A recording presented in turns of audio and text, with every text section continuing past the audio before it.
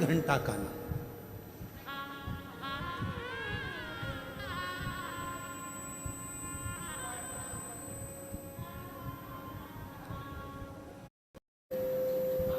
भगवान शिव की अविरल भक्ति को प्राप्त करो।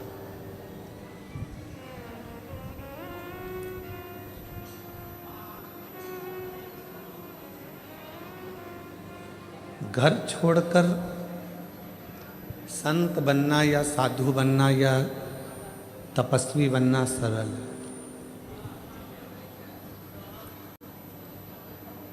घर छोड़कर साधु बन जाना या तपस्वी बन जाना या साधक बन जाना, ये सब सरल है। पर घर में रहकर एक अच्छा गृहस्थी बनना, ये दुनिया का सबसे कठिन काम है।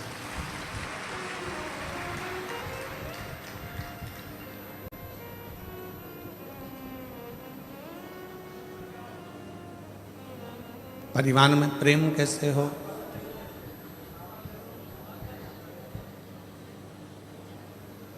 परिवार में प्रीति कैसे हो। आज के ज़माने में तो लोगों ने प्रेम के संबोधन को भी भुला दिया। लव एंड लस्ट दो शब्द हैं, एक लव है, एक लस्ट है।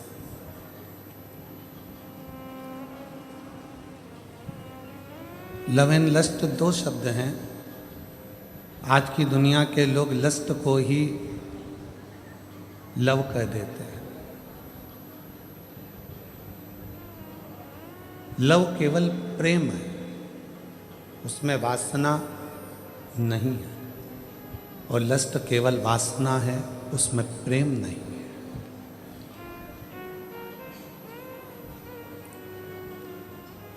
जो किसी की सुंदरता देखकर, किसी की काया देखकर, किसी का स्वरूप देखकर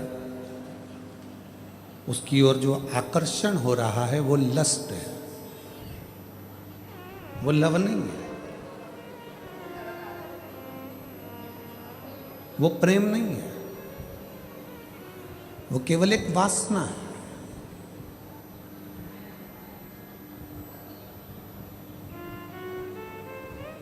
प्रेम में ना वासना होती है, प्रेम में ना लोभ होता है, प्रेम में ना आसक्ति होती है।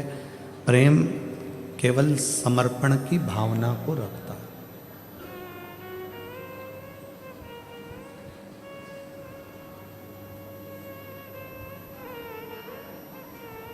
एक माँ अपने बच्चे को बड़ा करती है, अपने बच्चे से प्रेम करती है, तो उसको उस बच्चे से कुछ चाहिए नहीं।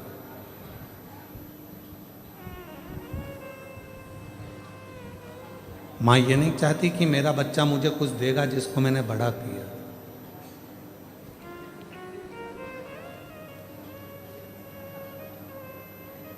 एक पिता अपने बच्चे से प्रेम करता है तो पिता ये नहीं सोचता कि मेरा बच्चा मुझे कुछ देगा। और जितनी मेरी जीजियाँ बैठी हैं, जितने मेरे जीजा बैठे हैं, जितनी मेरी माताएं बैठी हैं, जितने मेरे बुजुर्ग माँ बाप बैठे हैं, आप सबसे निवेदन है अपने बच्चों को बड़ा करना, पर उससे आस मत करना।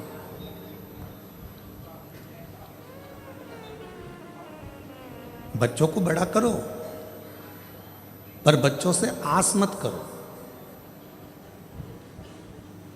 जिसने आस करी उसने दुनिया में बहुत धोखा खाया। कई माताओं की आस रहती है, मेरी बहू आएगी, गरम रोटी देगी, बहू आएगी, गरम भोजन देगी, बहू आएगी, मुझे पाँव पड़ेगी, बहू आएगी, मेरा सम्मान करेगी। और मालूम पड़े चंद्र घंटा आ गई तो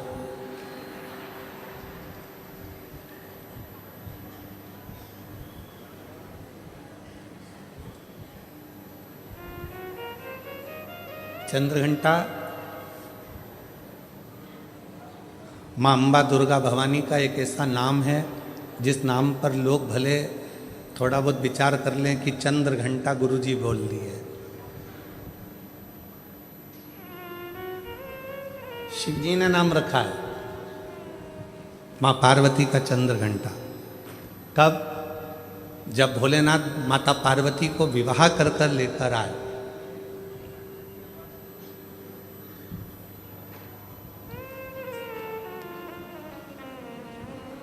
चारों तरफ तारकासुर के आतंक फैला हुआ था।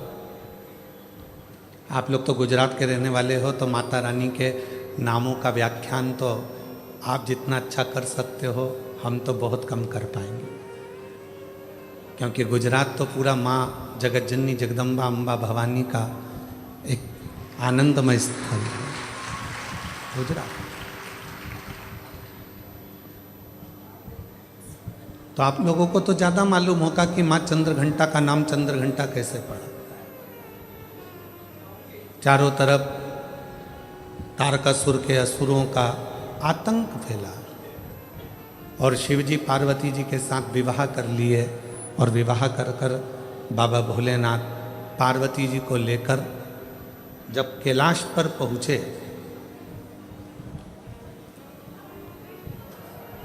कोई उधर बैठकर भोजन कर रहा था शिवगण, कोई उधर बैठकर खा पी कर पड़ा हुआ था, कोई शिवगण अपने पूरे शरीर को नोच रहा था, कोई शिवगण उछल रहा था।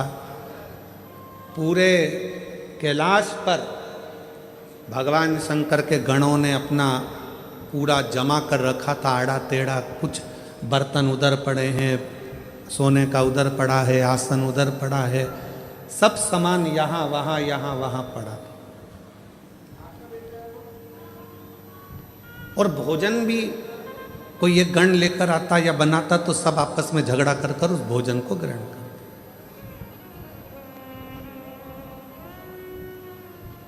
जैसे ही पार्वती जी कैलाश पर पहुंची और पार्वती जी ने देखा कि सारा अस्त व्यस्त कैलाश है, कोई सामान इधर पड़ा है, कोई सामान उधर पड़ा है, कोई सामान उधर पड़ा है, तो पार्वती जी ने शिव जी से कहा कि अपना विवाह हुआ है, अपन कहाँ रहेंगे ऐसे कैलाश पर। शंकर भगवान बोले, अब तुम घर की बहू बनकर आई हो, मेरी अर्धांगिनी बनकर आई हो, तो अब तुम इस पूरे घर को जमाना, सेट करना, पूरे घर को अच्छा बनाना, ये तुम्हारी जवाबदारी। पार्वती जी ने कहा, इतना बड़ा कैलाश और मैं जमाऊं? तुम अकेली नहीं, ये गण है ना इतने सारे, इनके साथ मिलके जमाओ।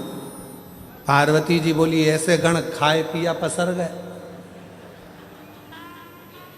कोई अपने बाल खुजा रहा है, कोई हाथ पैर खुजा रहा है, कोई के 12 मुंह, कोई के 4 मुंह, कोई के 6 मुंह, इनको कैसे समझाऊंगी।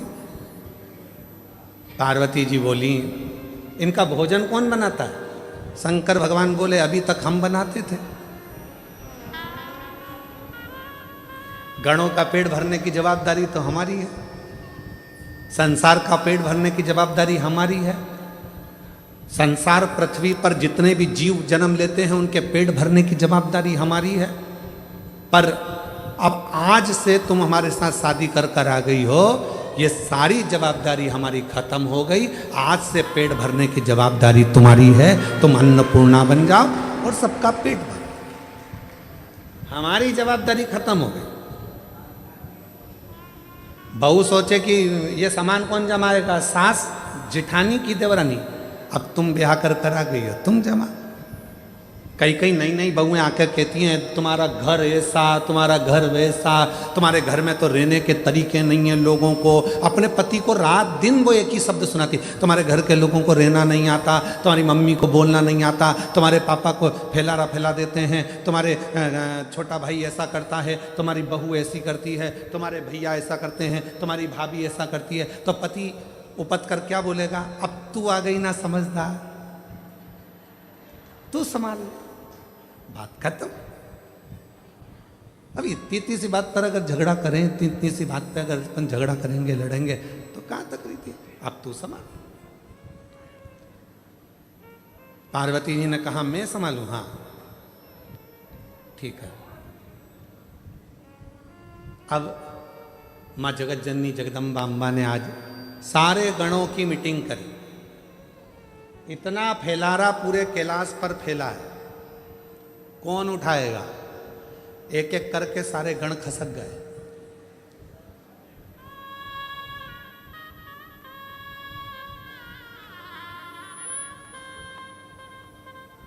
कौन उठाएगा? कोई नहीं। पार्वती जी ने शिव जी से कहा, वो तो सब चले गए। शंकर भगवान ने फिर डमरू बजाया, सबको बुलाया।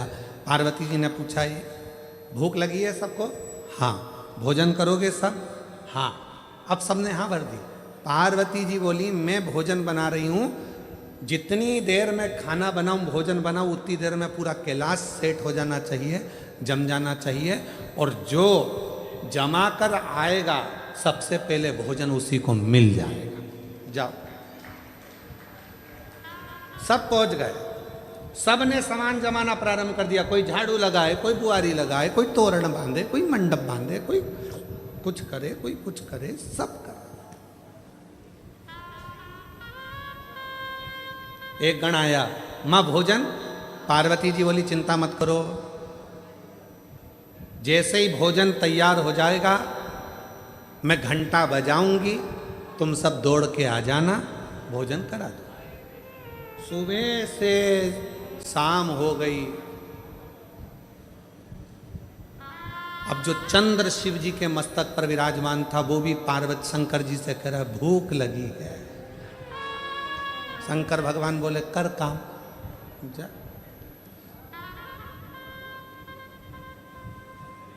जाओ। रात्रि होने लगी, चंद्र पुकारने लगा, मां भोजन दीजिए। अब तो पूरा घर जम चुका है। तब पार्वती जी ने देखा कि पूरा कैलाश जम चुका था। तब पार्वती जी ने चंद्र की साक्षी में चंद्र को शिव जी से अपने मस्तक पर रखकर घंटे का नाद करा। शिव जी ने मां पार्वती का नाम चंद्र घंटा रख दिया। उसी पल, उसी घड़ी, उसी क्षण शिव ने कहा, पार्वती आज तुमने पूरे कैलाश को सेट कर कर जमा कर उनका भरण पोषण किया है। जो तुम्हारे नाम का उच्चारण करेगा, वो कितना भी बिखरा हुआ क्यों ना हो, हृदय से टूटा हुआ क्यों ना हो, उसकी दुकान, उसका व्यापार चाहे कितना भी बिखर गया हो, अगर प्रतिदिन एक दुर्वा वो चंद्र घंटा के नाम से अगर मुझे समर्पित करेगा, तो उसका घर, परिवार, व्यापार मैं खुद सेट करते चले जाऊंगा, जमाते चले जाऊंगा। तो ये नाम कोई साधारण नाम नहीं है, चंद्र घंटा का नाम।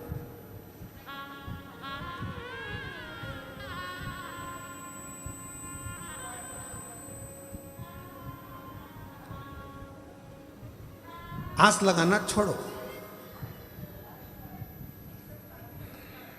शिव महापुराण की कथा में लिखा है कि शिव पुराण कभी नहीं कहती कि तुम संत बनो, साधु बनो, तुम तपस्वी बनो, या कहीं वन जाके बैठ जाओ, नदी के तट पर जाकर बैठ जाओ, या तुम किसी एकांत में जाकर बैठ जाओ। शिव पुराण तो कहती है कि शंकर भगवान गृहस्थी हैं। शंकर भगवान का पूरा परिवार है, भगवान शंकर गृहस्थी हैं, पूरे परिवार के साथ भोलेनाथ जी रहते हैं। पत्नी भी साथ, बेटे भी साथ, बेटे की बहुएं भी साथ, बेटे, बेटियां, दामाद, नाती, पंती, पोते, सब शिव जी के साथ रहते हैं। 33 कोटि देवता में केवल एक देव ऐसे हैं, देवाधिदेव महादेव, जो अकेले नहीं रहते, सारे परिवार के साथ रहते, पूरे परिवार के साथ। और आप खुद देखो मंदिर में जाके, धर्मपत्नी, पुत्र गणेश, कार्तिकेय, अशोक सुंदरी, जया, विषहरा, शामलीवारी, दौतली, देव, नंदी, सब साथ। और यहां तक शिव जी के परिवार में पुत्रों की बहुएं भी, रिद्धि और सिद्धि भी साथ में रहे, वो भी साथ।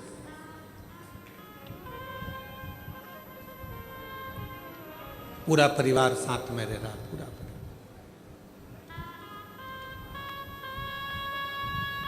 और किसी 33 कोटि देवता में एक देवता का नाम बता दो जो पूरे परिवार के साथ रह रहा हो, जिनके बच्चे भी साथ में रह रहे हो, पोता पोती भी साथ रह रहे हो, रिश्तेदार भी साथ रह रहे हो। कोई 33 कोटि देवता में कोई देवता की ऐसे मंदिर नहीं है जिसमें वो पूरे परिवार के साथ रहे। केवल शिव, केवल शंकर, वो घड़दान।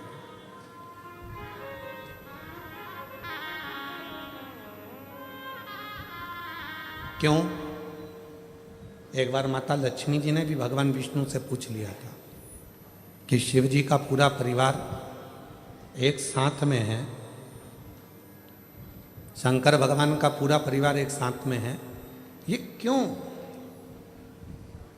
भगवान नारायण ने माता लक्ष्मी से, विष्णु पुराण में वर्णन आता है कि लक्ष्मी को माता भगवान नारायण ने कहा था, सुनो लक्ष्मी, भगवान का पूरा परिवार एक ही मंदिर में इसलिए दर्शन देता है, शिव जी का परिवार कहता है, शिव महापुराण की कथा कहती है लक्ष्मी कि जब घर का कोई एक व्यक्ति भी अगर शंकर के शिवलिंग पर जल चढ़ाता है तो उसके घर में रहने वाला छोटे से छोटा बच्चा हो, चाहे बूढ़े से बूढ़ा व्यक्ति हो, वो चढ़ाए गए जल का फल पूरे खानदान को मिल जाता है, पूरे परिवार को मिल जाता है,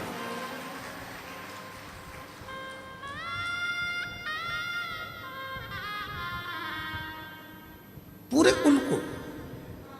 और सारी समस्या का हल एक लोटा बोल बम का नारा है, बाबा श्री शिवाय नमस्ते, सबको मिल जाता, पूरे कुटुंब को।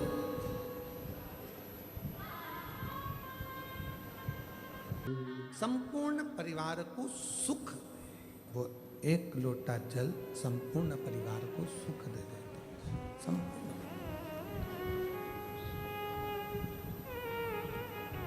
आप शिव की आराधना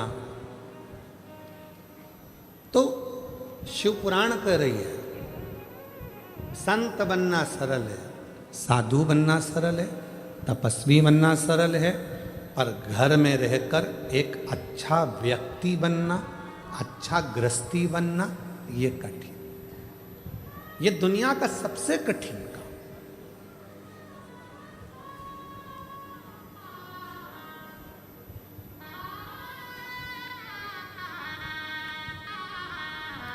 दूसरे को खुशी देना सरल है, पर स्वयं की खुशी लाना कठिन है।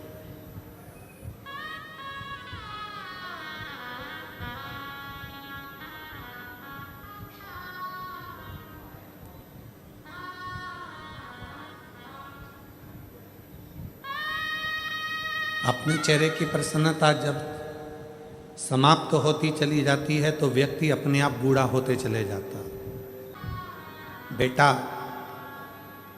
घर में रहता है तो वो अपनी माँ से ज़्यादा बात करता है। बेटा बेटी बच्चे घर में रहते हैं तो अपनी माँ से ज़्यादा बात करते हैं। पापा से इतनी बात करते हैं क्या? जम के बोलो जरा। नहीं। बच्चे बाहर चले जाते हैं, फ़ोन पे बात करते हैं तो मम्मी से ही ज़्यादा बात करते हैं, माँ से ज़्यादा बात करते हैं, पापा से नहीं, पिता से नहीं।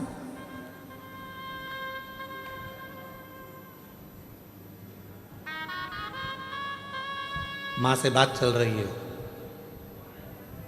और पिताजी पास में अपनी धर्म पत्नी के पास में बैठे हैं, वो माँ से बात कर रहा है।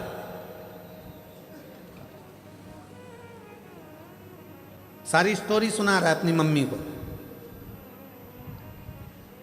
और पिताजी अपनी पत्नी से कह रहे हैं बोल दे धीरे से, उसको सुनाई दे रहा है क्या बात कर रहा है।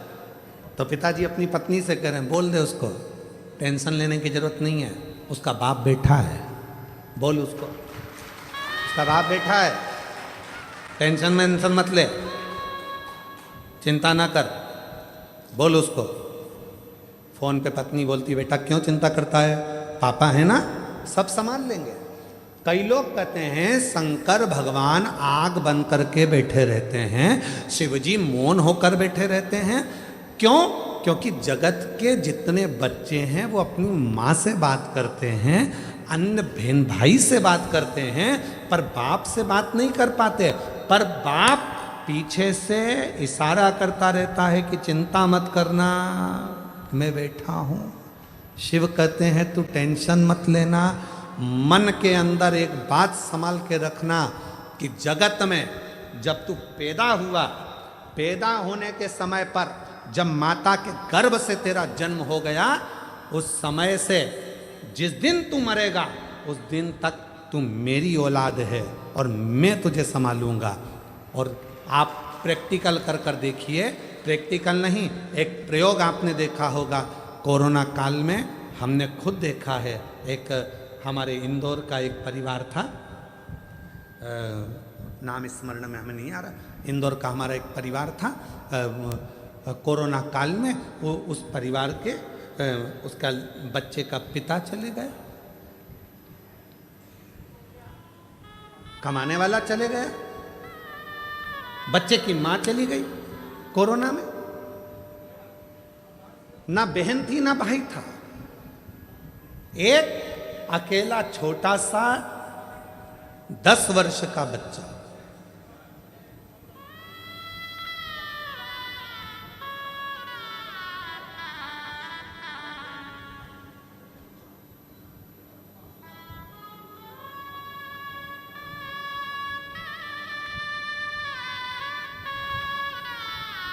गए मिलने के लिए, बच्चा, जितने मिलने वाले उनके रिश्तेदार थे, या अनाथ हो गया। अनाथ है, अनाथ है, अनाथ है। हमने कहा चिंता मत करो, 13 दिन पूरे होने दो, विश्वनाथ है, ये अनाथ नहीं है, विश्वनाथ, वो विश्वनाथ संभालेगा। कई अच्छे अच्छे परिवार के लोग एकत्रित हुए, सब ने कह दिया इस बच्चे को हम पढ़ा लेंगे, हम एक निर्णय लिया गया। आज वो बच्चा अच्छे स्कूल में पढ़ रहा है, अच्छी एजुकेशन कर रहा है और पढ़ने में भी होशियार है। कौन संभाल रहा है? दादी को लगता है कि दादी सोचती है कि मैं परिवार को संभाल रही हूँ, बहू सोचती है मैं घर चला रही हूँ, बेटा सोचता है अगर मैं दुकान नहीं जाऊँगा तो घर नहीं चलेगा, बेटे को लगता है मैं फैक्ट्री नहीं जाऊँगा तो फैक्ट्री नहीं चलेगी, किसी व्यक्ति को लगता है कि मैं काम नहीं करूँगा तो ये काम ही नहीं होगा, मैं करूँगा तो होगा। अंदाजा निकाल दीजिए अपनी बुद्धि में से कि तुम कर रहे हो। जिस दिन तुम्हारी श्वास बंद हो जाएगी, शव पड़ा रहेगा, उस दिन भी तेरा घर चलेगा, उस दिन भी फैक्ट्री चलेगी, उस दिन भी दुकान चलेगी, उस दिन भी व्यापार चलेगा। जिस दिन तू चला भी जाएगा उस दिन भी चलेगा। क्यों? क्योंकि उसने जितना तेरे ललाट पर लिख कर रखा है। घर में 10 लोग रहते हैं तो 10 का भाग्य रहता है, घर में 4 लोग रहते हैं 4 का भाग्य रहता है। याद रखना, सामूहिक परिवार में रहने का हमारा सनातन धर्म कहता है कि परिवार को जोड़कर चलो। क्यों कहते हैं? इसमें परिवार का हित नहीं, तुम्हारा हित है। क्यों? अगर परिवार में चाचा जी हैं, ताऊ जी हैं, ताई जी हैं, जितने परिवार के सदस्य हैं, सबके भाग्य की लक्ष्मी, अगर एक का भाग्य सही नहीं है तो दूसरे का भाग्य तो अच्छा होगा। दूसरे का भाग्य ठीक नहीं है तो किसी तीसरे का तो भाग्य अच्छा होगा, तीसरे का भाग्य भी ठीक नहीं है तो किसी चौथे का भाग्य तो अच्छा होगा। उसी तरह से जैसे किसी एक का भाग्य भी अगर अच्छा है तो घर में बरकत बनी रहती है। जब हम सोचते हैं कि मैं कमा रहा हूँ, मेरी पत्नी कमा रही है, मेरे 2 बच्चे हैं, मैं लेकर अलग हो जाऊं, अलग होकर देखना कि कितनी समस्याएं सामने खड़ी होती है। फिर कितने के भाग्य करे गया? 4 के भाग्य की लक्ष्मी रह गई, एक तेरे, एक तेरी पत्नी, एक तेरा बेटा, एक तेरी बेटी, बस इन्हीं के भाग्य का जितना आएगा आएगा। तो उस लक्ष्मी में कितना करोगे? एक फ्लैट, एक गाड़ी, एक मोबाइल, गैस की टंकी, बिजली का बिल, बस इतना मैनेज करते जाओगे। पर यदि सामूहिक परिवार में रहते 10 जगह के भाग्य की लक्ष्मी आती तो तुम्हें खर्च नहीं करना पड़ता। जो गैस की टंकी में, बिजली के बिल में और गाड़ी में लगा रहे हो वो तो तुम्हारा सेफ होते चले जाता। पर तुम समझे ही नहीं। तुमने तो सोचा मेरी पत्नी का भाग्य, तुमने सोचा मेरा भाग्य, तुमने सोचा मेरे बेटे का भाग्य, तुमने सोचा मेरी बेटी का भाग्य। तुम उस परिवार से टूट गए, दूर चले गए, अपना सोचकर कि मैं करूंगा जो होगा, मेरे कहने पे चलो। यही नहीं हो सकता, ये हो नहीं सकता। ये शिव महापुराण की कथा यदि ये सब मिलकर करा रहे हैं तो कोई व्यक्ति ये ना सोचे कि मैं करा रहा हूं। जिस दिन मैं का शब्द आ गया तो कार्यक्रम बिगड़ना चालू हो जाता है, और जिस दिन सब मिलकर करा रहे हैं तो कार्यक्रम की सफलता हो जाती है। मैं नहीं, तुम सब हो, तुम सब।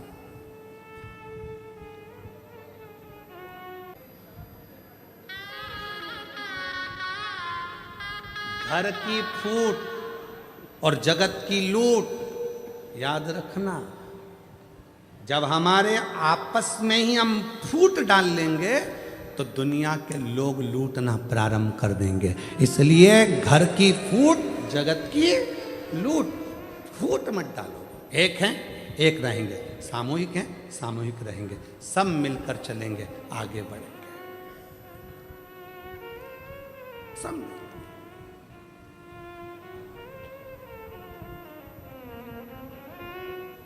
और हम क्या विचार में हैं?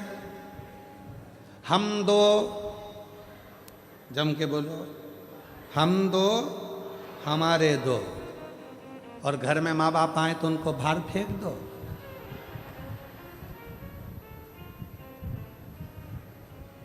कोई तुम्हारे घर में आया तो उसको बाहर फेंक दो? नहीं, सब मेरे हैं। जितना बन सकता है सामूहिकता में रहने का प्रयास करो। बटोगे तो कटोगे, एकजुट होकर रहोगे तो जिंदगी के हर पहलू में, हर पहलू। कौन नहीं देता? पर जितनी मेरी जीजियां बैठी हैं, जितने मेरे जीजा बैठे हैं, जितनी मेरी बेटियां बैठी हैं, जितने मेरे बेटा बैठे हैं, जितने बुजुर्ग माँ बाप बैठे हैं, आज एक बात याद कर कर जाना, तुम किसी से आस लगाना छोड़ दो। आज से नियम ले लो कि मैं अगर आस लगाऊंगी तो मेरे भोले नाथ से लगाऊंगी, बाकी के किसी से नहीं लगाऊंगी। क्यों? हम जिससे आस लगाते हैं वो आस एक ना एक दिन टूटती। कितना सोच के बैठी थी, मेरी बहू आएगी, गरम रोटी खिलाएगी, मेरे पाँव दबाएगी, मेरी चंपी करेगी।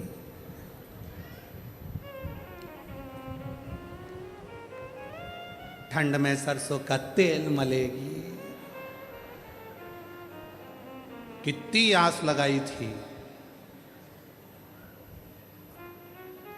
पहले आस लगाई थी भगवान एक लड़का दे दे, भगवान एक लड़का दे दे, और मालूम पड़े लड़की हो गई तो फिर भगवान से आस लगी, भगवान ने लड़का भी दे दिया। आस लगी फिर लड़का बड़ा होगा, शादी करूंगी, बहू आएगी, और बहू आई। ऐसा नहीं है कि नहीं आई।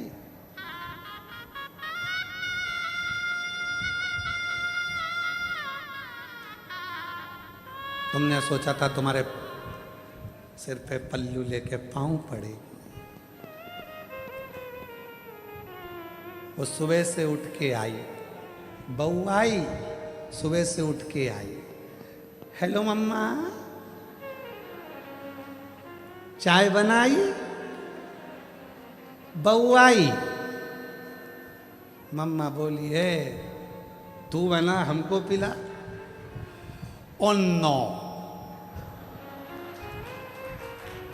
मैं नहीं पिलाऊंगी। मेरे गई कमरे में सो रहा था भेरू। अजी अजी, और ना जाने कौन कौन से 3-4 शब्द हैं, मैं बोलूंगा तो आप लोगों को बुरा लग जाए। और मेरा बाबू, और मेरा वो क्या चाचू की जानू, हाँ ऐसा कुछ बोले। अब उसको उठा रही, अजी उठो। अब वो बोले क्या है? क्या? चाय। तो जाना किचन में, मेरी भी बना के ला। मैंने तो मेरे पापा के घर कभी ना बनाई। तूने चाय नहीं बनाई? नहीं, बेवकूफ बनाया।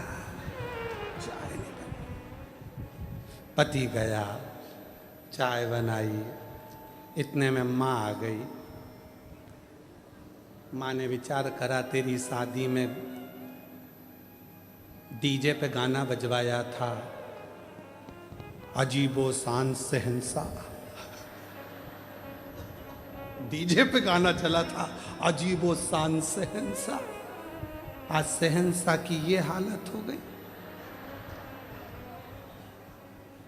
बनियाड़ पे चाय बना रही है। चाय माँ ने कहा चल हट, में चाय बनाती हूँ। किसी को दया नहीं आती, पर वो बुजुर्ग माँ हर जगह पर अपने बेटे के लिए खड़ी हो जाती। वो अपने बेटे के लिए हर जगह पर खड़ी, किसी को लामे बना देती। आज छोड़ दो, आज छोड़ दो। फिर तुमने आस लगाई घर में पोता हो जाए, पोता हो जाए। भगवान की कृपा से पोता हो गया, बड़ा हो गया थोड़ा सा, और पोता तो एक दादी की गोद में बैठकर बोला, ओ दादी, ओ दादी, ओ दादी। दादी बोली, हाँ क्या हो गया? वो पड़ोस में कल्लू ले रहनी, वो कल्लू है ना, उसके यहाँ पर आज रायता बना है, चने की सब्जी बनी है, पूड़ी बनी है, बूंदी बनी है, नुक्ती, सेव बना है। इतने में दादी ने बोला, बेटा उसकी दादी मर गई ना, इसलिए 12वां है, 13वां है, इसलिए बना है। इतने में गोदी में बैठ के पोता बोला, तू कब मरेगी? बूंदी कब मिलेगी? दादी भी सोचे, आस लगा के बैठी थी कि सोने की सीढ़ी पे चढ़ूंगी, ये तो मुझे जीते जी चढ़ाए जा रहा है स्वर्ग की सीढ़ी, और विचार करी थी सोने की सीढ़ी चढ़ेगी। आस लगाना छोड़ दो, और रिश्ता एक शिव जी से, दूजा रिश्ता छोड़ दो। एक नाता, एक रिश्ता, एक कुटुंब, एक कबीला, फिर कोई संबंध, कोई आस का नहीं।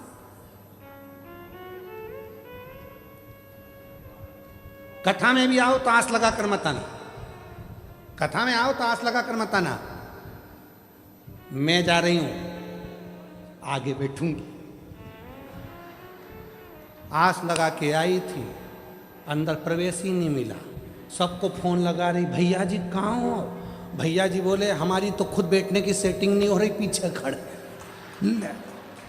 आस लगा के बिल्कुल मत आओ। तुम तो ये सोच कर आओ, मेरा शंकर भगवान, मेरा भोलेनाथ जहाँ बिठाएगा बैठ जाऊंगी, कथा सुनाएगा सुनूंगी और चली जाऊंगी। जाई विधि राखे शंभु ताई विधि रहिए, और शिव शंकर हरे शंकर गौरी शंकर कहिए। जैसा शिव रखे वैसे रहने का प्रयास, जैसा शिव। संसार में आस लगाओगे टूटे। एक पत्र है, अच्छा है, देखो।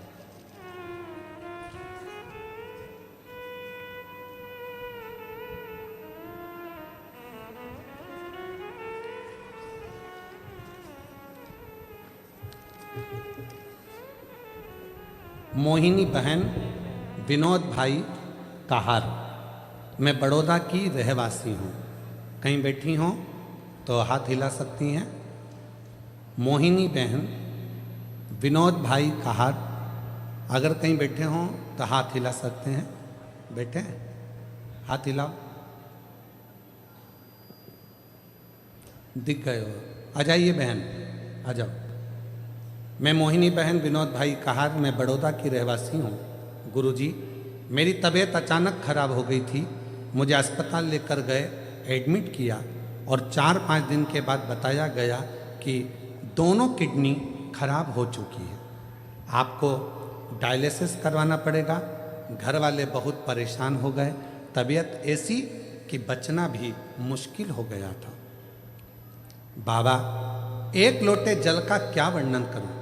मेरी बहन रोज मुझे सीहोर के रुद्राक्ष का पानी पिलाती और एक बेलपत्र खिलाती। मेरी देवरानी भी शिवजी पर चढ़ाया पानी लाती और पिलाती। इस दौरान मुझे अहमदाबाद ले जाया गया। वहाँ भी यही चीज़ बताई गई कि आपको आजीवन डायलिसिस करवाना पड़ेगा। और वहाँ मेरे भाई की लड़की रुद्राक्ष का पानी लाती। मैंने विश्वास नहीं तोड़ा। मेरे पुत्र ने भी आंवले के पानी का प्रयोग चालू किया। रोज रात को 9:15 वाला जो आपका उपाय है वो मेरे बेटे ने करना प्रारंभ करा।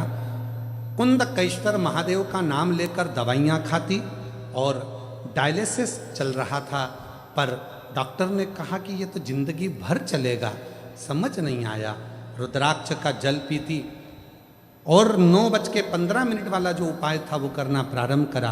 आज मैं बाबा को धन्यवाद देने के लिए आई हूँ गुरुदेव कि आज मेरा एक भी डायलिसिस नहीं होता, मेरी किडनियों ने काम करना प्रारंभ कर दिया और सारी की सारी रिपोर्ट नॉर्मल होने लगी। मेरी सारी की सारी रिपोर्ट नॉर्मल होने लगी।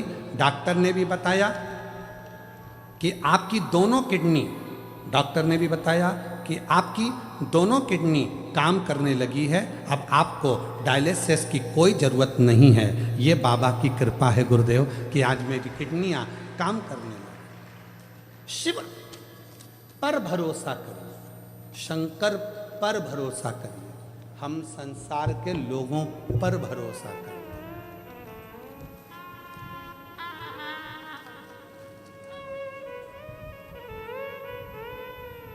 हम संसार के लोगों पर भरोसा करते हैं और आखिरी में होता क्या है, वो संसार के लोगों का भरोसा टूट जाता है। अब उससे विश्वास, उस पर भरोसा जितना दृढ़ होगा, शिव हर पल, हर घड़ी, हर क्षण तुम्हारे साथ होगा। निवेदन है, आस परिवार पर नहीं, आस रिश्तों में नहीं, आस किसी से नहीं, आस लगाओगे तकलीफ भोगोगे। इसलिए आस तो केवल एक परमात्मा से, शिव से लगाओ। रोज भगवान को एक लोटा जल चढ़ाने जाओ तो कहकर आया करो, बाबा आखिरी श्वास तक पलंग पर मत पटक देना, शरीर में कोई ऐसा रोग मत दे देना कि मैं पलंग पर सड़ती रहूं। आखिरी सांस तक तेरे मंदिर में आकर एक लोटा जल चढ़ाती रहूं, इतनी दम देना, इतना शरीर को अच्छा बनाना, इतनी शक्ति देना कि मैं आखिरी दम तक भी एक लोटा जल चढ़ाने तेरे दरवाजे तक आ सकूं। आइए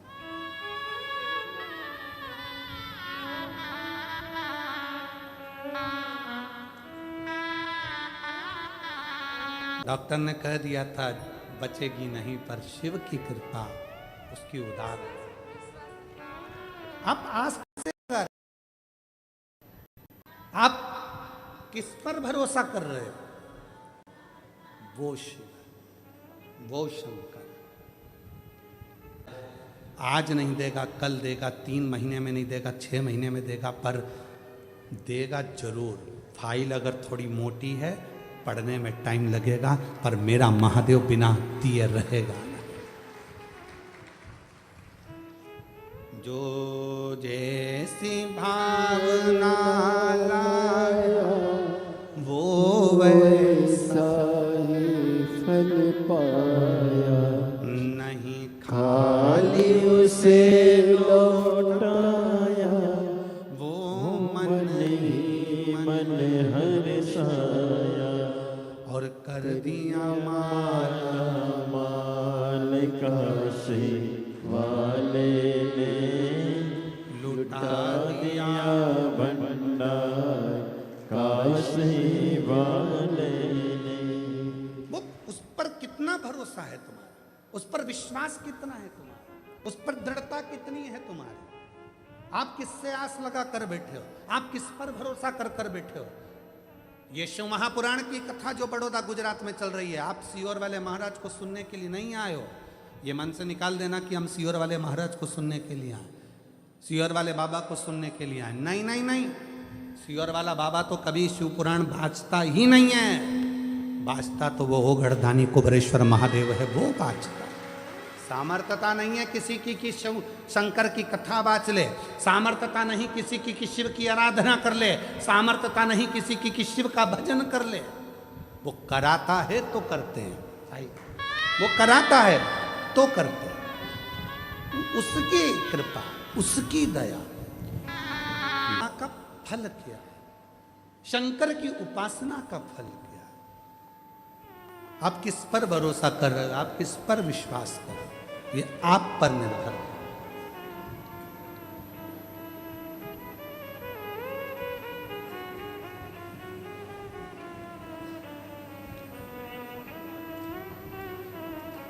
और महाराज वो दुनिया के दुखड़े मिटाने वाला है, वो दुनिया के कष्ट मिटाने वाला है। आस उसी से रखी जा।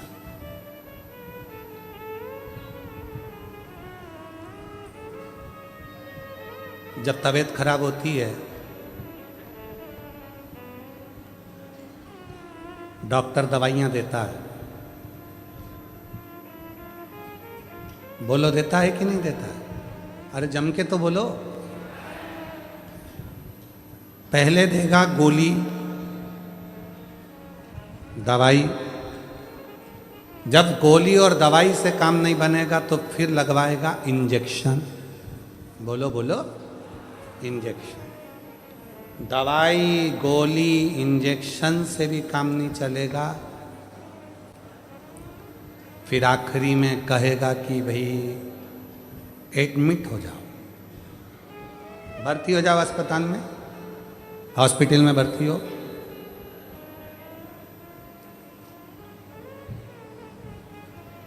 डॉक्टर साहब भर्ती, एडमिट? हाँ, एक काम करो ना, मैं घर पे बॉटल चढ़वा लूंगा, मैं घर पे सब व्यवस्था कर लूंगा, तुम घर पे मैं इसको भर। ना ना ना ना, फालतू की बात मत करो, हॉस्पिटल में एडमिट हो। कितने दिन तक एडमिट होना पड़ेगा? 5 दिन या 7 दिन? 7 दिन भर्ती रहोगे, ट्रीटमेंट चलेगा, मुझे भरोसा है तुम पूरे अच्छे हो जाओगे, चले जाओ। 7 दिन? हाँ, देखूंगा, अगर 5 दिन में आराम लग जाएगा तो ठीक है, नहीं तो 7 दिन तो मैं हॉस्पिटल में रखूंगा। अब उसने दवाई दी, गोली दी, उससे आराम नहीं लगा, इंजेक्शन से आराम नहीं लगा, तो 7 दिन के लिए हॉस्पिटल में भर्ती करा। अस्पताल में जब भर्ती करा, एडमिट करा, ट्रीटमेंट देना प्रारंभ करा, 7 दिन बाद तुम इतने अच्छे हो गए कि दौड़ दौड़ के काम करने लगे और चकाचक आनंद से रहने लगे, आनंद से। बस यही कथा है।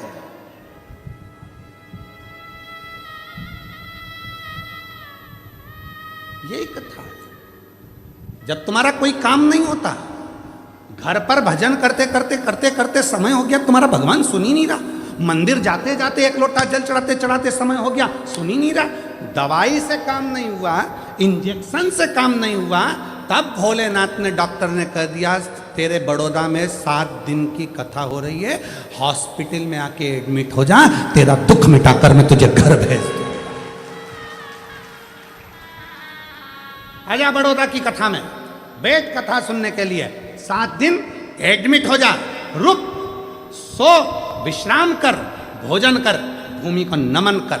ट्रीटमेंट है, समय समय पर लेना पड़ेगा, सारा इलाज 7 दिन में तो वो ऐसा ट्रीटमेंट कर देता है कि 7 दिन बाद जब आप अपने घर पर जाते हो, शिव के बिना मन नहीं लगता, और तब बाबा भोलेनाथ फिर झोली भरना प्रारंभ कर देता है, स्वस्थ, खुश, आनंद में रखना प्रारंभ कर देता है।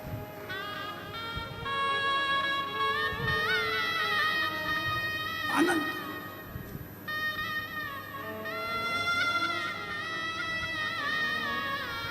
उससे अपने मन का भाव कहते हो, मन का।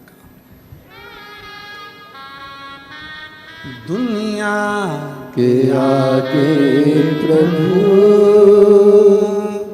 चुपचाप मैं रहता हूँ, दुनिया के आगे प्रभु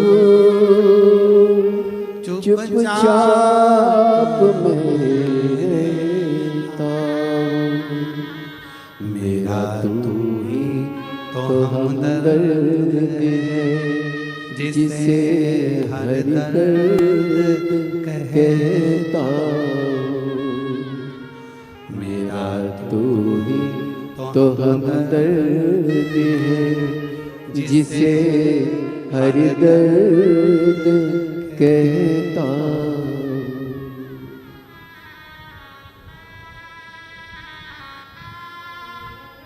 दुनिया के आगे प्रभु चुपचाप मैं कहता हूँ मेरा तू ही तो हमदर्द है, जिसे हर दर्द कहता हूँ। मेरा तू ही तो हमदर्द है, जिसे हर दर्द कहता हूँ। जग है छलावा तेरे अलावा, किसी पे भरोसा नहीं, किसी पे भरोसा नहीं।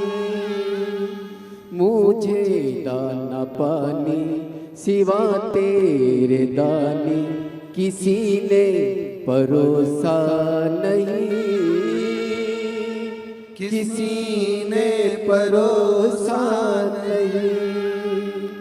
भला कैसे भूलूं तेरी मेहरबानियाँ, मेरा तू ही तो हमदर्द है, जिसे हर दर्द कहता हूँ। मेरा तू ही तो हमदर्द है, जिसे हर दर्द कहता हूँ। उसने बुलाया, 7 दिन यहां बिठाया। आपको लग रहा है कि आप कथा में बैठे हो, नहीं, ट्रीटमेंट कर रहा है, इलाज कर रहा है, रखा है तुमको, रखा है।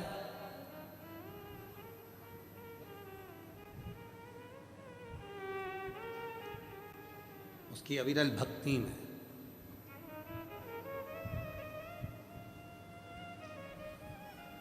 माँ बाप की सेवा करो, सेवा करो तो चाबी मिले, चाबी जल्दी मिलती है।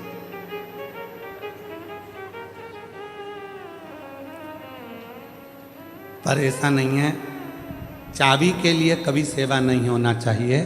बुजुर्ग माँ बाप की सेवा तो इस भाव से करो कि हमारे भी बच्चे होंगे, अगर हम हमारे माँ बाप की सेवा करेंगे तो हमारी औलाद हमारी करेगी, इस भाव से। अगर हम आज अपशब्द कहेंगे तो हमारे बच्चे अपशब्द कहेंगे, हम आड़ा टेढ़ा बोलेंगे हमारे बच्चे आड़ा टेढ़ा बोलेंगे, हम कुछ बोलेंगे हमारे बच्चे आड़ा टेढ़ा। ये तो ये हाथ दे, ये हाथ ले।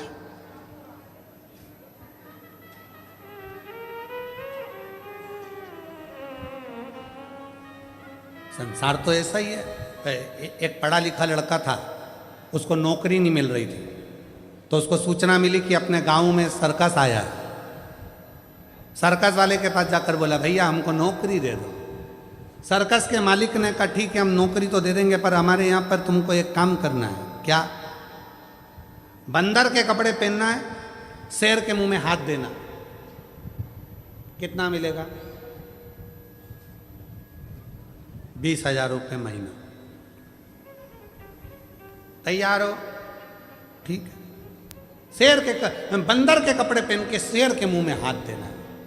नौकरी नहीं मिल रही थी बेचारे को, तो उसने नौकरी कर। अब उसको पिंजरे के अंदर, सर्कस चालू हुआ, चारों तरफ लोग बैठ गए, उसको पिंजरे के अंदर शेर बंदर के कपड़े पहना के शेर के पिंजरे में उसको छोड़ दिया। और जो शेर के पिंजरे में छोड़ा, इतनी देर में उस पिंजरे में फिर शेर आया दौड़ते हुए। जो शेर आया ये पीछे खसक गया, शेर इसकी ओर बढ़ा, ये और पीछे खसक गया, शेर और आगे बढ़ा, ये और पीछे खसका। शेर को लगा ये घबरा रिया। शेर झपट के उसके पास में गया, उसके कानों में जाकर बोला, चिंता मत कर, 20,000 में तू बंदर बना है, 30,000 में मैं शेर बना। क्यों चिंता करता है? नकली के युग में असली शेर भी नहीं मिलता। किस चीज की असली? आपका नकली नकली नकली नकली, सब नकली का युग चल रहा है और उसमें तुम असली ढूंढने का प्रयास कर रहे हो। दुनिया में चमक धमक देखकर ज्यादा चाले में ना पड़िएगा, कहीं आडंबर में मत फंसो, किसी आडंबर में मत जाओ कि हम आ जाएंगे तो हमारा ऐसा होगा। ना ना, तुम्हारा एक लोटा जल सारी समस्या का हल। एक लोटे जल में ना कोई आडंबर है, ना कोई दिखावा है, ना कोई ढोंग है, ना कोई ढकोसला है। वहाँ तो केवल प्रेम से अपने घर से एक लोटा जल लेकर जाओ और शंकर जी को धीरे धीरे श्री शिवाय नमस्तुभ्यं, श्री शिवाय नमस्तुभ्यं भाव से चढ़ा। और जिसने भाव से चढ़ाया बाबा ने स्वीकार किया। मैं माधुरी विनोद कौड़ी, बड़ोदरा, अलेम्बिक कॉलोनी, गोरवा की रहने वाली हूँ। कुछ गड़बड़ हो गई हो पढ़ने में तो आप लोग पढ़ लेना, ठीक है। दिखा दो भैया, पत्र दिखाओ तो पढ़ लेंगे। कहीं बैठी हैं क्या? हाथ हिला तो अगर कहीं बैठी हूँ। मैं माधुरी विनोद कौड़ी, बड़ोदरा, अलेम्बिक कॉलोनी, गोरवा की रहने वाली हूँ। कहीं बैठी हो तो हाथ हिला सकती हैं अगर कहीं बैठी हो, और अगर बैठी हो तो एक बेलपत्र लेने के लिए आ सकते हैं। और अगर बच्ची आई हो तो वो भी आ सकती है। बच्ची के फोटो देखिएगा पहले। ये बच्ची का फोटो है पहला, जिसमें बच्ची की याददाश्त चली गई, बोलना बंद हो गया, सुनना बंद हो गया, हाथ पैर काम करना बंद कर दिए, शरीर के अंग दुर्बल हो गए, ब्रेन में ट्यूमर हो गया, याददाश्त पूरी चली गई और पूरी तरह से टूट गई। ये बच्ची का पहला फोटो। अब पत्र। मेरी छोटी बहन पूजा सावेल, उम्र 60 वर्ष, जो कि उम्र 16 वर्ष, जो कि 10वीं की परीक्षा दे चुकी थी। ठीक 10वीं की परीक्षा के 4 दिन बाद अचानक से उसका स्वास्थ्य खराब हुआ और हम उसे बड़ोदरा के SSG हॉस्पिटल लेकर गए। उस दौरान हमें पता चला कि उसे ब्रेन ट्यूमर है और उसके दिमाग के पल्स, छाले और गठान है, जिसकी वजह से उसकी तबीयत हर दिन और बिगड़ती गई। कुछ दिनों तक ऐसा ही चला और वह घर के किसी भी सदस्य को पहचानती, न बोलती, न कुछ समझती। दिनों दिन बाद वो कोमा में चली गई। पत्र आप लोग LED पर पढ़ रहे होंगे। वो कोमा में चली गई। यहाँ तक कि सभी डॉक्टरों ने जवाब दे दिया कि यह नहीं बच पाएगी, आप घर लेकर जाइए। फिर भी मैंने और मेरे परिवार ने हार नहीं मानी और भोले बाबा पर पूर्ण विश्वास किया और उसी के सहारे छोड़ दिया। मेरा परिवार स्वयं श्री शिव महापुराण की कथा 2022 से सुन रहा है। मैंने बहुत सारे पत्र सुने जिसमें बाबा एक लोटा जल महत्व बताते हैं और मैंने भी किया। भोले बाबा पर जल चढ़ाना प्रारंभ करा। प्रतिदिन जल पिलाती। कोमा में थी, नली लगी थी मुंह में, तब उस नली में कैसे ना कैसे 2 बूंद पहुंचा देती। बस सीहोर का रुद्राक्ष लाई, पानी को गलाकर पिलाना प्रारंभ करा। गुरुदेव, डॉक्टर ने कह दिया अब इसके प्राण नहीं हैं, लेकर जाओ। शरीर बंद था, फिर भी हिम्मत नहीं हारी। सीहोर वाला बाबा कहता है वो आएगा, मेरी बेटी को वापस जगाएगा। एक बार रुद्राक्ष का जल उसके शरीर पे तो लगाने दो। रुद्राक्ष का जल शरीर पर लगाना प्रारंभ करा। डॉक्टर मना कर रहे हैं, इसको ले जाओ, पिला सकते नहीं, शरीर पर लगा देते। अब गई शिव मंदिर में, एक बेलपत्र उठाकर लाई जो तकिए के नीचे रखा। बेलपत्र लाई, उसको तकिए के नीचे भी रखा और हमने मंदिर, देवालय, शिवालय निरंतर जाती रही। अब उसके शरीर ने काम करना प्रारंभ करा। धीरे धीरे शरीर में ऊर्जा आई, वेंटिलेटर से हटी। श्री शिवाय नमस्तुभ्यम उसको हेडफोन लगाकर कानों में सुलाना चालू करा और बाबा की कृपा से बिना ऑपरेशन के और बिना किसी चीज के आज मेरी बेटी पूर्ण तरह से पहचानने लगी, जानने लगी और बाबा की कृपा से चलना फिरना चालू कर दिया, जिसका मैं फोटो दूसरा लगा रही हूँ, जिसमें मेरी बेटी पूर्ण तरह से स्वस्थ होकर चल रही है, काम कर रही है, स्कूल जा रही है और बाबा की कृपा। कहीं बैठी हो तो आ सकती हैं। 16 वर्ष की है बेटी पूजा सावेद। मैं माधुरी विनोद कोणी, बड़ोदरा अलेम्बिक कॉलोनी गोरवा की रहने वाली हूँ। कहीं बैठी हो आ सकती। शिव तत्व किसको कहते हैं? शंकर की उदारता किसको कहते हैं? आपका विश्वास, आपका भरोसा। शिव के एक लोटे जल में ना कोई आडंबर है, ना कोई दिखावा है, ना कोई अन्य बात है। उस पर केवल तुम्हारा भरोसा, केवल विश्वास।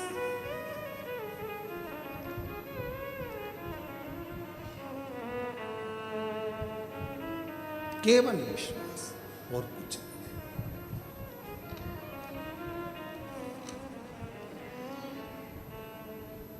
नहीं। इसीलिए शिव तत्व कहता, शंकर की कथा कहती है।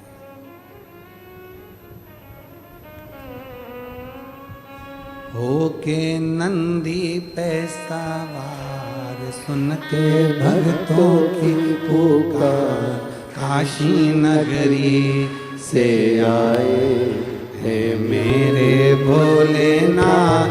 सुन के भक्तों की पुकार, होके नंदी पे सवार, काशी नगरी से आए हैं मेरे भोलेनाथ। सुन के भक्तों की पुकार, होके नंदी पे सवार, काशी नगरी से आए हैं मेरे भोलेनाथ।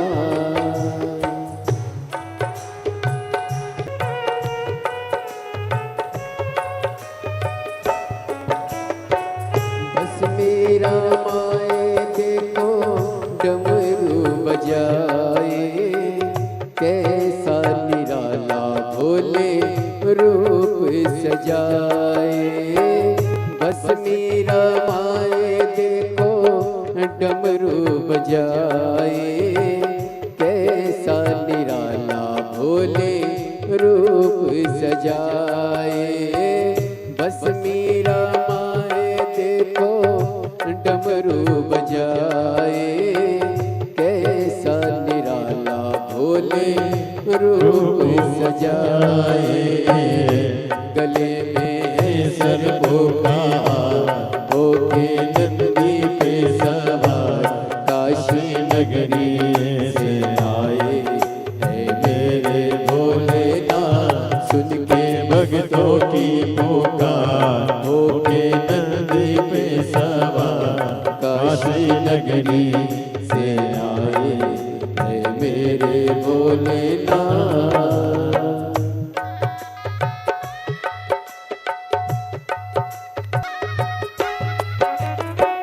मृगछाला पहने भोले लगाए, चम चम चमकता है माथे पे चंदा। मृगछाला पहने भोले जटाओं में गंगा, चम चम चमकता है माथे पे चंदा। मृगछाला पहने भोले जटाओं में गंगा, चम चम चमकता है माथे पे चंदा। ओ गौरा मैया करे सिंगार, होके नंदी पे सवार, काशी नगरी से आए हैं मेरे भोलेनाथ। सुन के भक्तों की पुकार, होके नंदी पे सवार, काशी नगरी से आए हैं मेरे भोलेनाथ।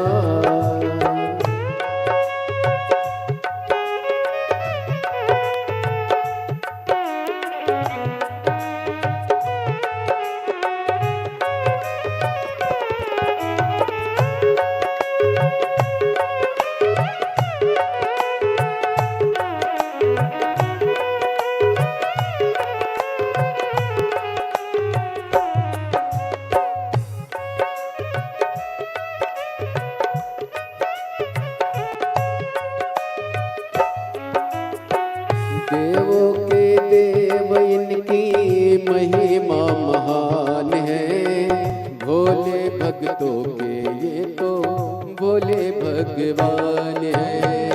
देवों के देव इनकी महिमा महान है। भोले भक्तों के ये तो भोले भगवान है। देवों के देव इनकी महिमा महान है। भोले भक्तों के ये तो भोले भगवान है।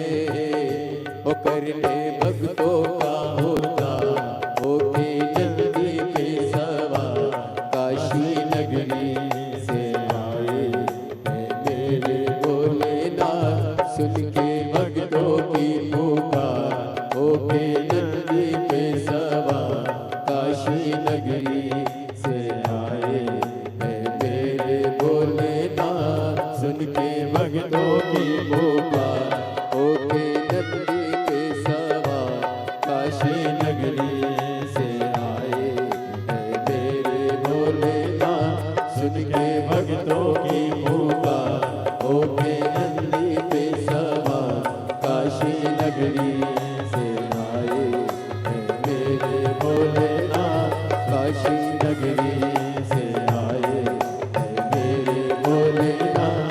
काशी नगरी से आए हैं मेरे भोलेनाथ।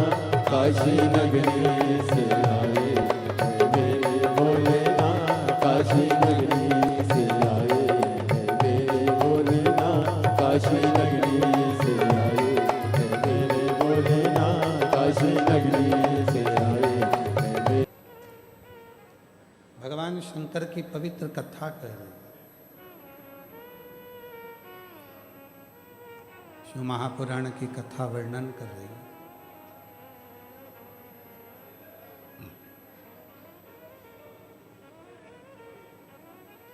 एक आस, विश्वास केवल और केवल शिव पर।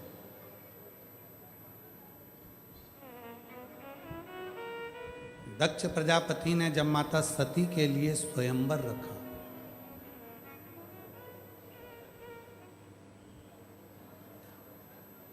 सब देवताओं को बुलाया उस स्वयंवर में। दक्ष प्रजापति ये जानते थे कि सती शिवजी को प्रेम करती है।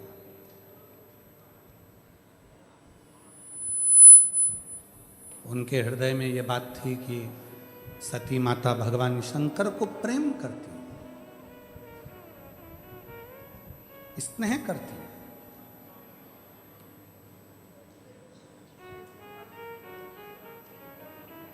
फिर भी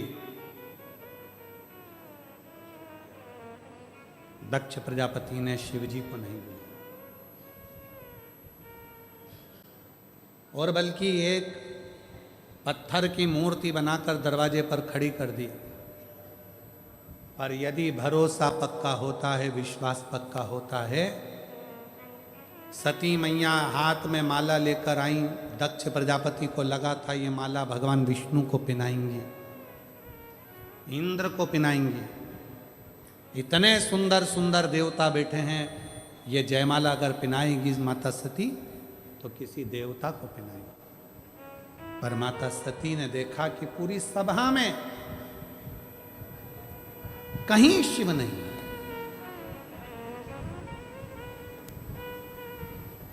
पूरी सभा के अंदर कहीं भगवान देवाधिदेव महादेव भगवान शंकर है ही नहीं। और सखी कह रही है सती माता से, सती जिसको तू प्रेम करती है वो शंकर भगवान को तो तेरे पिताजी ने बुलाया ही नहीं। और तो और तेरे पिताजी ने एक मूर्ति बनवा के दरवाजे पर खड़ी कर दी हंसी उड़ाने के लिए।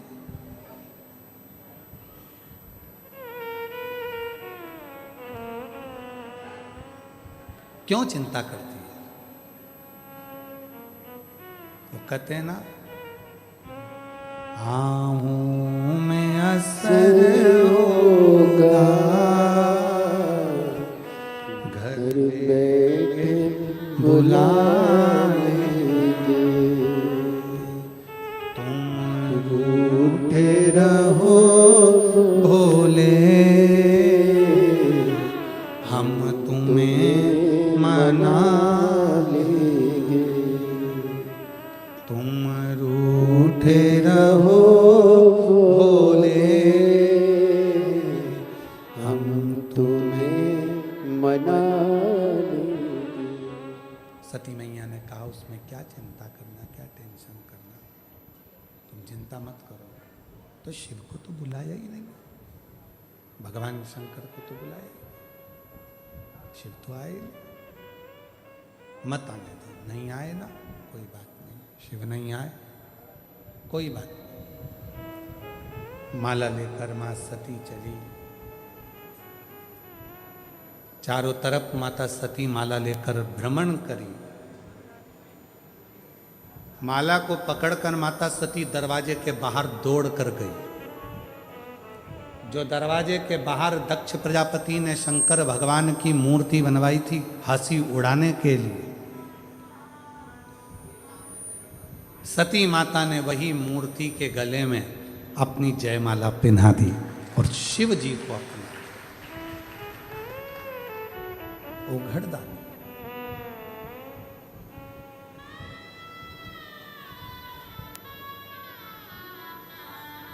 दक्ष प्रजापति बोले, दक्ष प्रजापति ने कहा, दक्ष प्रजापति बोले कि ये तो पत्थर की मूर्ति पे इसने माला पहनाई है।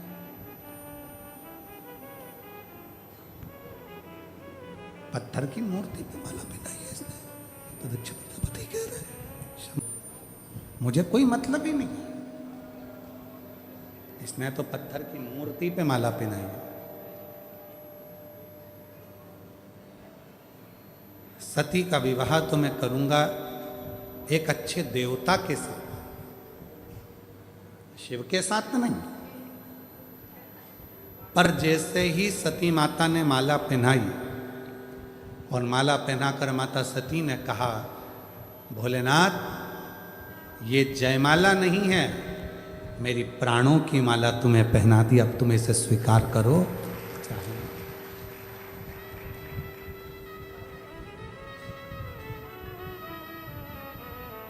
ये जयमाला नहीं है, मैंने अपने प्राणों की माला तुम्हें पहना दी, अब तुम इसको स्वीकार करो चाहे मत करो, ये तुम्हारे ऊपर निर्भर करो, मैंने तो दे अब सौंप दिया इस जीवन का सब भार तुम्हारे हाथों में, है हार तुम्हारे हाथों में और जीत तुम्हारे हाथ। अब मैंने तो सौंप दिया, मैंने तो छोड़ दिया, अब आप इसको स्वीकार करें ना करें ये आपके ऊपर है। बस दक्ष प्रजापति ने जैसे ही माता सती का हाथ पकड़ा और हाथ पकड़कर जैसे ही दक्ष प्रजापति सती माता को लेकर दरवाजे से अंदर की ओर जाने लगे, सती माता को लेकर जैसे ही दरवाजे के अंदर जाने लगे, वैसे ही शिव उस पाषाण की मूर्ति में से प्रकट हो गए और सती का हाथ पकड़कर अपनी ओर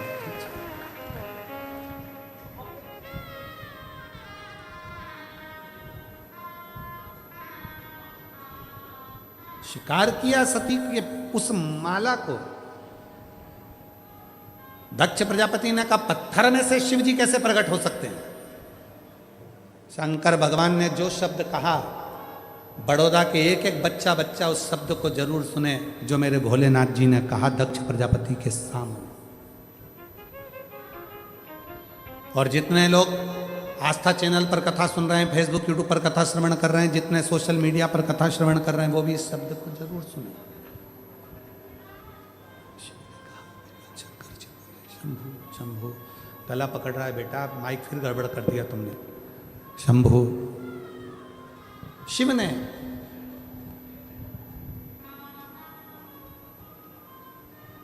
जो शब्द कहा, भगवान शंकर जो शब्द बोले, शिव जी ने कहा दक्ष प्रजापति आप कह रहे हो कि पत्थर की मूर्ति में से शिव कैसे प्रसन्न हो गए, पत्थर की मूर्ति में से शंकर कैसे प्रकट हो गए, पत्थर की मूर्ति में से शिव कैसे प्रकट हो गए, आप कह रहे हो। शिव ने कहा, जो भगवान शंकर ने जो कहा वो सुनिए। शिव ने जो कहा, शंकर जी बोले शिव को। दक्ष प्रजापति, तुम कहते हो कि पत्थर की मूर्ति में से शिव कैसे प्रकट हो गए, शंकर कैसे प्रकट हो गए? तुम कह रहे हो आइस ज्यादा है, उसको कम करो थोड़ा।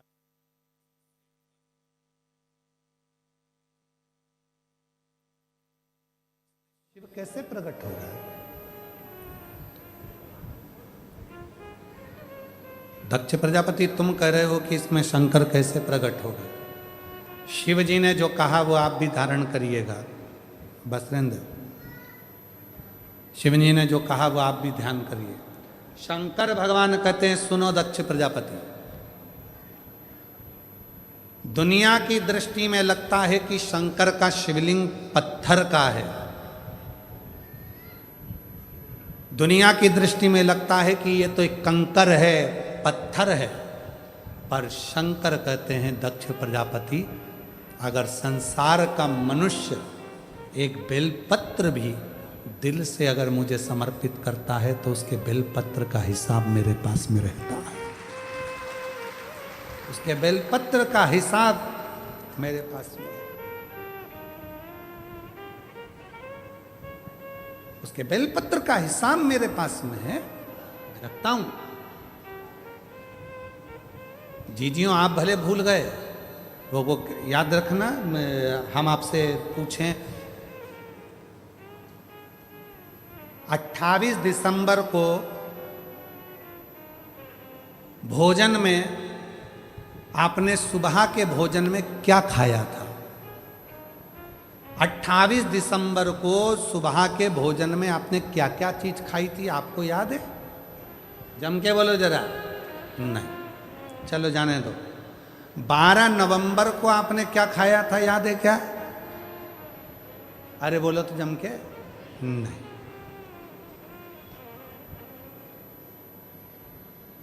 3 जनवरी को क्या खाया था सुबह भोजन में, याद है? नहीं। 8 सितंबर को क्या खाया था, याद है? नहीं। पर तुमने जो 12 नवंबर को खाया, 14, 28 दिसंबर को खाया, जो भी तुमने खाया, तुम्हें भले याद ना हो, पर तुमने जो खाया वो तुम्हारे शरीर में रक्त बनकर आज भी घूम रहा है और वो शरीर को बल दे रहा है, एनर्जी दे रहा है। वो जो तुमने खाया था, वो जो तुमने 28 दिसंबर को खाया था, उसकी रक्त की एक बूंद तुम्हारे शरीर में आज भी चल रही है। तुम्हारे शरीर तुमको एनर्जी दे रही है, तुमको बल दे रहा है। उसी तरह कई लोग हैं, शंकर भगवान को जल चढ़ाते हैं, सोचते हैं कि हम जल चढ़ाने जाते हैं, भगवान शंकर इसको स्वीकार करते कि नहीं करते। याद रखना, तुम्हारा खाया तुम्हें भले याद ना हो, पर तुम्हारे शरीर में रक्त बनकर चलता है। उसी तरह तुम शंकर भगवान को 1 लोटा जल चढ़ाते रहो, तुम्हें भले याद ना रहे, पर जब तुम्हारी दुख की घड़ी आएगी तो शंकर याद कर कर तुम्हारे दरवाजे पर पहुंच जाए।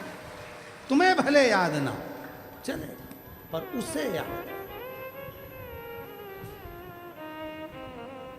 ये सीहोर वाले महाराज का वचन नहीं है, ये शिव जी का शिव महापुराण में दक्ष प्रजापति ने जब माता सती का स्वयंवर रखा और सती जी ने शंकर भगवान की प्रतिमा पर जब अपना वरमाला जयमाला पहना दी, तब दक्ष प्रजापति हाथ पकड़कर सती को लेकर जाने लगे। तब शंकर जी ने कहा, सुनो दक्ष प्रजापति, तुम कहते हो कि पत्थर की मूर्ति को माला पहनाई? नहीं, ब्रह्मा ब्रह्मलोक में रहते हैं, भगवान विष्णु बैकुंठ लोक में रहते हैं, शिव पृथ्वी पर रहता है, मृत्यु लोक में रहता है। इसलिए ये पूरी पृथ्वी में जो कंकर है, पूरी पृथ्वी में जो जीव हैं, वो शिव है, वही जीव शिव है।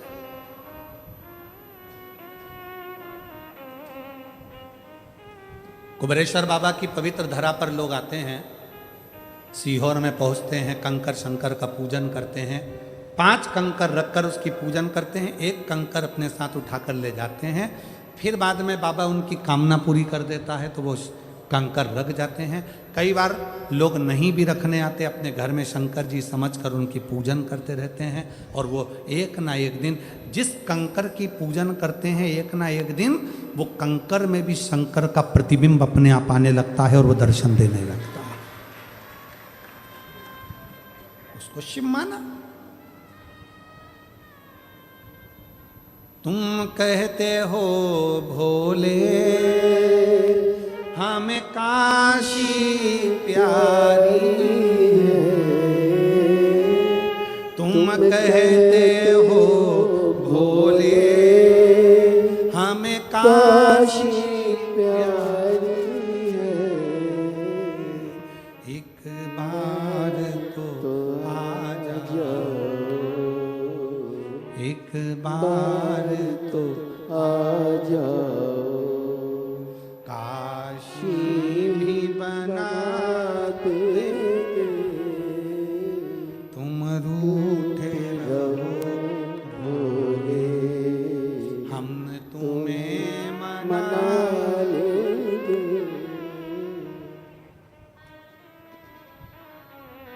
उसको पत्थर मत समझो, उसको कंकर मत समझो। जैसे हम शिव महापुराण को कभी भी शिव महापुराण नहीं समझते। अगर एक बेलपत्र यहाँ से उठाकर देते भी हैं तो ये हम नहीं मानते कि हम शिव पुराण पे से चढ़ी हुई दे रहे हैं। हम तो कहते हैं मेरा शंकर जो व्यासपीठ पर विराजमान है, उसका जो ये पुराण है, ये शिवलिंग उसी का स्वरूप है, और हम शंकर से ही मांगकर शंकर की बेलपत्र ही उसको दे रहे हैं जिसको जरूरी है, जिसको जरूरत है। जरूर इसीलिए शायद दुनिया के लोग कहते हैं कि कौन बनेगा करोड़पति की हर सीट पे बैठना सरल है, पर शिव महापुराण की व्यासपीठ तक जाना कठिन है। बहुत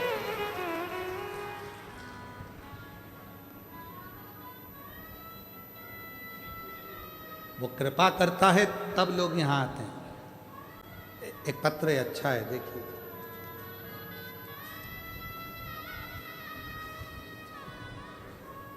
मेरा नाम अनिल लेख राजानी, मैं एक वकील हूँ। आजवा रोड अमरदीप होम्स बड़ौदा में रहता हूँ और मैं वकील हूँ।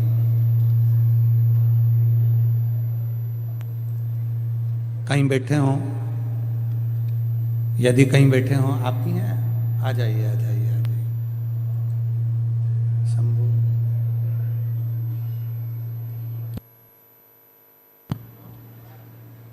शंभू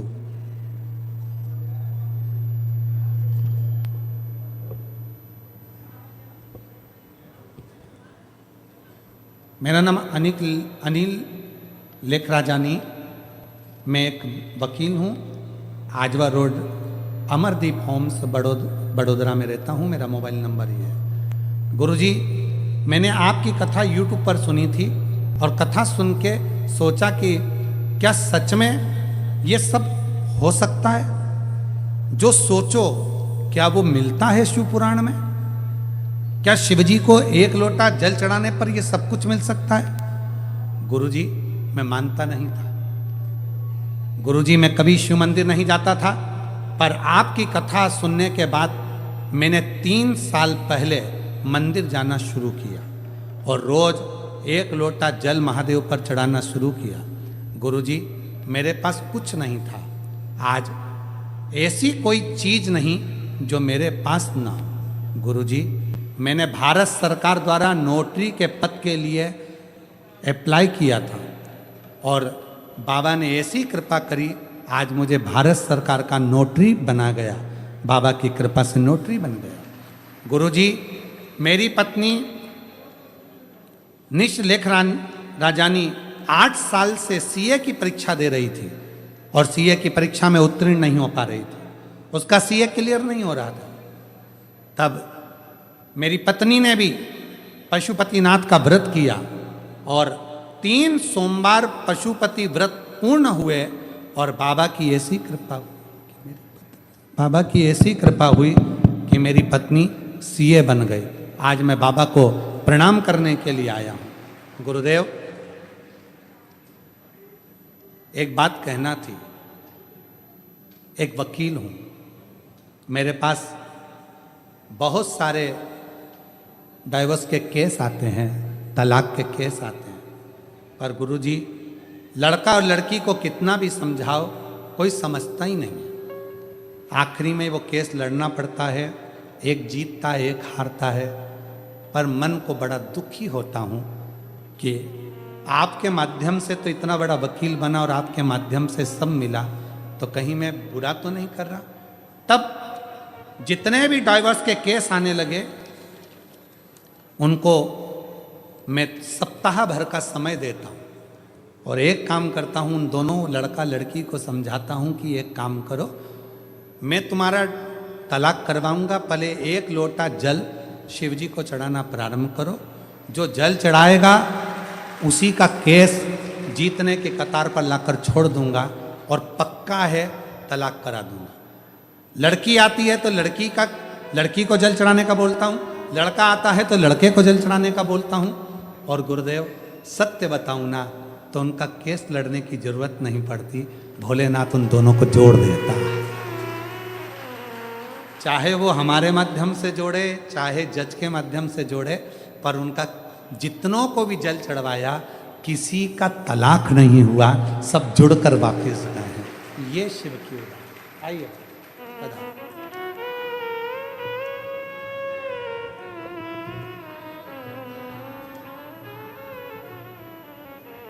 आपने एक लाइन अच्छी लिखी है, कहते हैं जाम से जाम पीने से क्या फायदा, रात को चढ़ी सुबह उतर जाएगी, तू श्री शिवाय नमस्तुभ्यम के नाम का प्याला पी ले, तेरी सारी जिंदगी सवर जाए। सारी जिंदगी। वकील साहब शायर भी हो क्या? बड़ा भगवान शंकर का चरित्र कराए। सती माता के सामने शिव जी ने दक्ष प्रजापति को समझाया कि पत्थर की चाहे मूर्ति हो, पत्थर का चाहे शिवलिंग हो, अगर कोई दिल से मुझे एक बेलपत्र भी चढ़ाता है, दिल से मेरी पूजन भी करता है, दिल से मेरे साथ में भी करता है, दिल से अगर कोई चढ़ा रहा है तो मैं उसको स्वीकार करूं। अजय,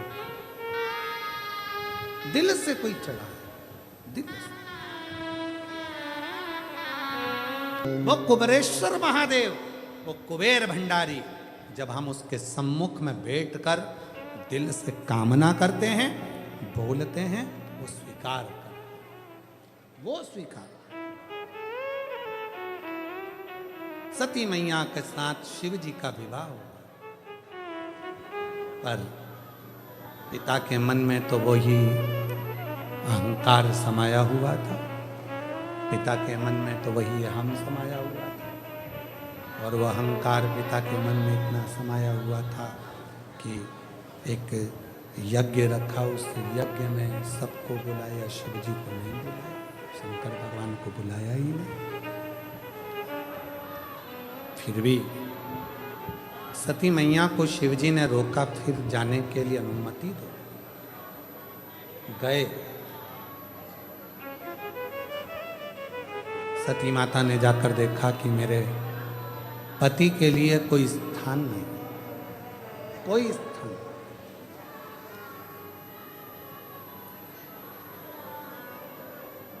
शिव महापुराण की कथा कहती है, गर्दन झुकने से शिव नहीं मिलते, गर्दन झुकने से शिव नहीं मिलते, शिव मिलते हैं अहंकार के झुकने से, शिव मिलते हैं मन के झुकने से,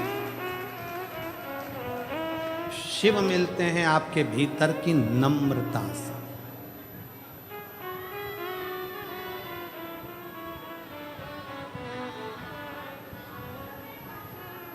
यदि मेरे महाकाल को पाना है, यदि मेरे अवंतिका नाथ को पाना है, यदि मेरे उज्जैनी नरेश महाकाल राजा को पाना है तो किसी आडंबर की जरूरत नहीं पड़ती। मेरे महाकाल को पाने के लिए बस दिल उसके चरणों में झुका लो, मेरा महाकाल मिल जाता, मेरा महाकाल मिल जाता, अवंती का नरेश मिल जाता, मेरा शिव मिल जाता।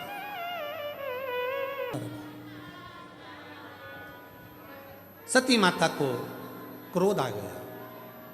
यज्ञ की अग्नि में, धधकती हुई अग्नि में सती माता कुंड में कूदने वाली थी, पर कुंड के ही पास में मां सती का शरीर सती माता ने छोड़ दिया। शिव को मालूम पड़ा, शंकर भगवान को क्रोध आया, पूरी यज्ञशाला को विध्वंस करवा दिया। दक्ष प्रजापति का सिर कट गया, जिस शीश से वो मैं और मेरा कर रहे थे,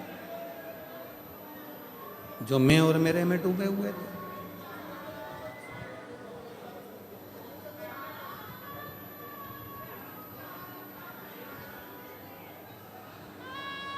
जो मैं और मेरे में डूबे हैं, उन दक्ष प्रजापति का सिर कट गया। आपकी बहू को 6 साल के बाद संतान हुई, एक बार जोरदार ताली बजाएं।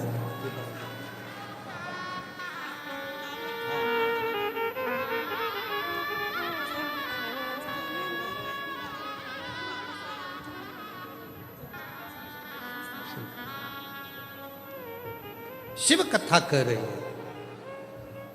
दक्ष प्रजापति को बकरे का मुख लगा, समय बीता, फिर आगे वर्णन आया। माँ पार्वती का जन्म हिमालय राज्य के यहाँ हुआ। फिर उनके घर में भी बालकृष्ण भगवान सुंदर बाल स्वरूप में श्री विनायक प्रकट हुए और विनायक का सिर कटा श्री गणेश जी महाराज प्रकट होते हैं, जो